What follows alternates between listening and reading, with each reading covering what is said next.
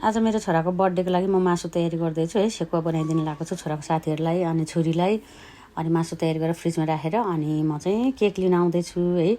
Cake पनि मैले अलि उज्यालोमै लिन आएँ, किनभनेदेखि फेरि राति हुँदा केक सिद्धियो भने के गर्ने होइन। त्यस्तै भयो कि मलाई यो बङ्गुरको मासु लिने ठाउँमा बेली चाहिन्थ्यो।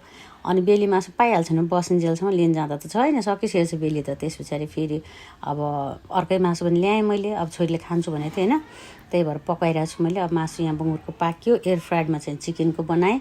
अब मासु काटेँ, यो चाहिँ मेरो छोरीको लागि। अब यहाँ केक काट्नु सुरु भयो है। मेरो छोरालाई मैले एक्लै राखिदिएको छु योपालि केक काट्नलाई, न मैनबत्ती त्यति राम्रो समात्छ है।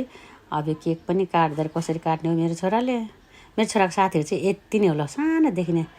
मेरो छोराले केक समातेको हेर्नु नि त्यहाँ कसरी के एकताबाट समात्ने हो क्या छोरा। दिदीहरूलाई नदेखिन आफै खाइरह्यो क्या।